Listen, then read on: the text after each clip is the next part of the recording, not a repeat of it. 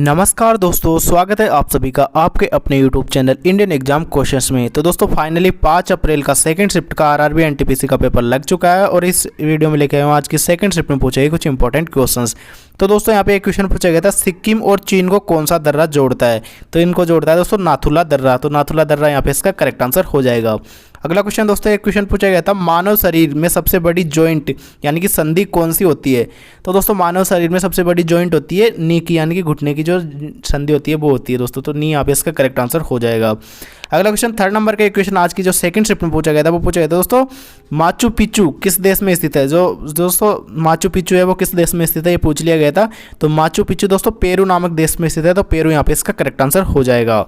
अगला क्वेश्चन दोस्तों fourth number का एक क्वेश्चन आज के सेकंड शिफ्ट में जो पूछा गया था वो पूछा गया था दोस्तों, भारत में सबसे पहले प्रति व्यक्ति आय का आकलन किसने किया था? दोस्तों भारत में सबसे पहले आय का आकलन किया था दादा भाई नौरोजी ने। तो दादा भाई नौरोजी यहाँ पे इसका करेक्ट आंसर हो जाएगा। ये रिपीटेड क्वेश्चन है, पहले की शिफ्ट में क्वेश्चन पूछा जा चुका है। अगला क्वेश्चन दोस्तों पांचवें नंबर का क्वेश्चन आज के सेकंड शिफ्ट में पूछा गया था वो पूछा गया था, अंतर्राष्ट्रीय क्रिकेट में तीसरी बार 6 बॉल पर 6 छक्के लगाने वाले हाल ही में कौन खिलाड़ी बने हैं? तो दोस्तों ये खिलाड़ी का नाम है कायरन पोलार्ड। तो कायरन पोलार्ड यहाँ पे इसका करेक्ट आंसर हो जाएगा, जो हाल ही में चर्चा में भी रहे हैं दोस्तों। अगला क्वेश्चन दोस्तों छठे नंबर का क्वेश्चन पूछा गया था, रूल ऑफ लॉ किस देश से लिया गया है? यानी कि अपना जो इंडियन कॉन्स्टिट्यूशन का जो रूल ऑफ लॉ है वो किससे लिया गया है? तो ये लिया गया है दोस्तों यूनाइटेड किंगडम यानी कि ब्रिटेन से लिया गया है। तो ब्रिटेन यहाँ पे इसका करेक्ट आंसर हो जाएगा। अगला क्वेश्चन सातवें नंबर का क्वेश्चन आज के सेकंड शिफ्ट में जो पूछा गया था वो पूछा गया था, नेशनल वाटरवे 1 मतलब राष्ट्रीय जलमार्ग 1 कहाँ से कहाँ तक जोड़ती है दोस्तों? तो दोस्तों नेशनल वाटरवे 1 पूछ लिया गया था। तो ये जोड़ती है दोस्तों इलाहाबाद से हल्दिया तक। पिछले की पहली शिफ्ट में पूछा गया था नेशनल वाटरवे 2, इस बार पूछ लिया गया नेशनल वाटरवे 1। अगला क्वेश्चन दोस्तों आठवें नंबर का क्वेश्चन पूछा गया था, हिंदसांग किसके शासनकाल में बनाया था? तो दोस्तों ये भी रिपीटेड क्वेश्चन है, पहले की शिफ्ट में ये क्वेश्चन एज इट इज पूछा जा चुका है। तो दोस्तों हिंदसांग आया था हर्षवर्धन के शासनकाल में बनाया था। तो हर्षवर्धन यहाँ पे इसका करेक्ट आंसर हो जाएगा। अगला क्वेश्चन 9वें नंबर के क्वेश्चन आज के सेकंड शिफ्ट में पूछा गया था वो पूछा गया था, राज्यों में चुनाव आयुक्त किन के द्वारा नियुक्त किए जाते हैं दोस्तों? तो दोस्तों राज्यों में चुनाव आयुक्त किन के द्वारा नियुक्त किए जाते हैं? तो ये किया जाता है दोस्तों राज्यपाल यानी कि गवर्नर के द्वारा। तो राज्यपाल यहाँ पे इसका करेक्ट आंसर हो जाएगा दोस्तों। अगला क्वेश्चन 10वें नंबर के क्वेश्चन आज के सेकंड शिफ्ट में पूछा गया था वो पूछा गया था, यूएनओ के प्रथम अध्यक्ष किस देश के थे? मतलब यूएनओ के जो प्रथम अध्यक्ष थे वो पूछ लिए गए थे, वो किस देश के थे? तो दोस्तों वो थे नॉर्वे के। तो नॉर्वे यहाँ पे इसका करेक्ट आंसर हो जाएगा, यूएनओ के प्रथम अध्यक्ष थे नॉर्वे के। अगला क्वेश्चन दोस्तों 11वें नंबर के क्वेश्चन आज के सेकंड शिफ्ट में पूछा गया था वो हमसे यहाँ पे पूछा गया था दोस्तों, हाइड्रोजन की सांद्रता सबसे अधिक किस में होती है? यानी कि 4 pH दिए गए थे, उनमें पूछा गया था किस में सबसे ज़्यादा इसकी सांद्रता होती है? तो दोस्तों हाइड्रोजन की सांद्रता उसमें सबसे ज़्यादा होती है जिसका pH सबसे कम होता है।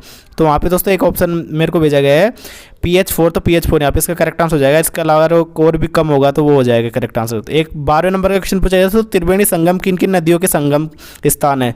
तो दोस्तों ये गंगा यमुना और सरस्वती तीनों नदियों का संगम स्थान है त्रिवेणी संगम। तो गंगा यमुना सरस्वती वाला यहाँ पे इसका करेक्ट आंसर हो जाएगा।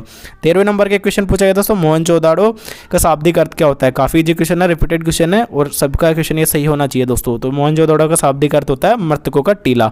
तो मृतकों का टीला यहाँ पे इसका करेक्ट आंसर हो जाएगा। अगला क्वेश्चन दोस्तों 14वें नंबर का क्वेश्चन आज के सेकंड शिफ्ट में पूछा गया था वो पूछा गया था, चंद्रशेखर आज़ाद ने अपने आप को गोली कहाँ पर मारी थी दोस्तों? मतलब कौन सी जगह पर मारी थी? तो दोस्तों चंद्रशेखर ने अपने आप को गोली मारी थी इलाहाबाद में। तो इलाहाबाद यहाँ पे इसका करेक्ट आंसर हो जाएगा। इलाहाबाद आपको ऑप्शन में मिला होगा दोस्तों। अगला क्वेश्चन दोस्तों 15वें नंबर का क्वेश्चन आज के सेकंड शिफ्ट में पूछा गया था वो पूछा गया था, भौतिक अनुसंधान प्रयोगशाला का हेडक्वार्टर कहाँ है दोस्तों? ये भी रिपीटेड क्वेश्चन है, पहले की शिफ्ट में क्वेश्चन ये चीज़ पूछा जा चुका है। तो दोस्तों इसका जो हेडक्वार्टर है वो है दोस्तों अहमदाबाद में। तो अहमदाबाद यहाँ पे इसका करेक्ट आंसर हो जाएगा। अगला क्वेश्चन दोस्तों 16वें नंबर के क्वेश्चन आज के सेकंड शिफ्ट में पूछा गया था वो पूछा गया था, संविधान सभा निर्माण के समय उपाध्यक्ष कौन थे? तो दोस्तों उपाध्यक्ष का नाम पूछ लिया गया था। संविधान सभा निर्माण के समय उपाध्यक्ष थे H.C. मुखर्जी। तो H.C. मुखर्जी यहाँ पे इसका करेक्ट आंसर हो जाएगा, जो कि उपाध्यक्ष थे संविधान निर्माण समय।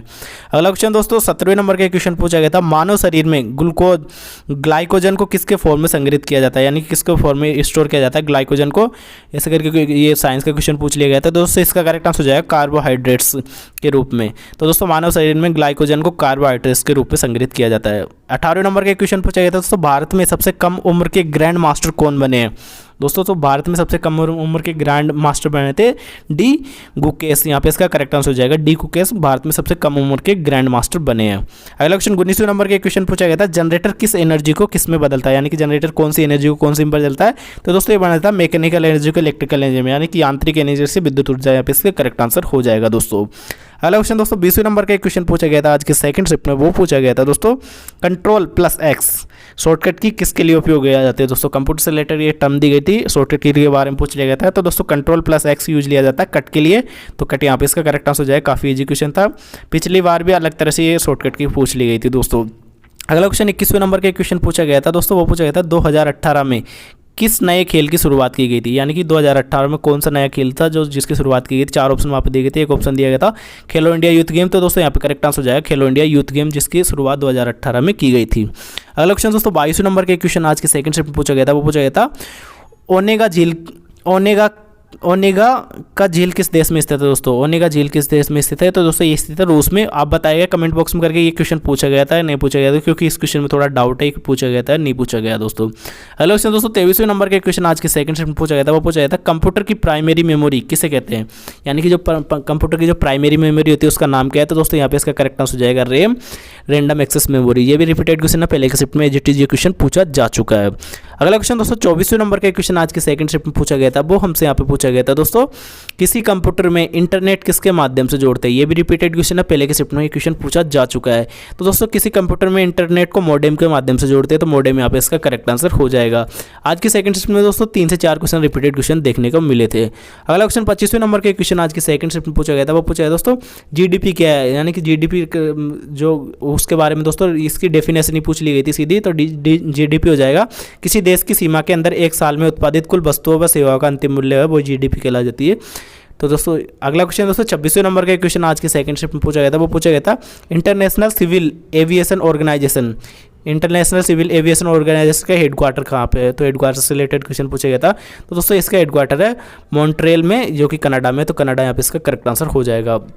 अगला क्वेश्चन दोस्तों 27वें नंबर के क्वेश्चन आज की सेकंड शिफ्ट में पूछा गया था, वो पूछा गया था दोस्तों खुदाई खिदमतगार किस रंग की कुर्ती से संबंधित है। खुदाई खिदमतगार किस रंग की कुर्ती से संबंधित है इस करके पूछ लिया गया था। तो इसका करेक्ट आंसर हो जाएगा लाल रंग की कुर्ती से। और पहले के शिफ्ट में क्वेश्चन को उल्टे तरीके से पूछा गया था कि लाल रंग की कुर्ती किससे संबंधित है, इस बार अलग तरीके से पूछ लिया गया है। अगला क्वेश्चन 28वें नंबर के क्वेश्चन दोस्तों सेकंड शिफ्ट में पूछा गया था, वो पूछा गया था 1990 से 1994 तक कौन सा स्पेस क्राफ्ट शुक्र ग्रह को ऑर्बिट कर रहा है। तो दोस्तों ये कर रहा है मेलेगन स्पेस क्राफ्ट, यहाँ पे इसका करेक्ट आंसर मेगलेन स्पेस क्राफ्ट यहाँ पे इसका करेक्ट आंसर हो जाएगा दोस्तों, जो कि आपको ऑप्शन में मिला होगा।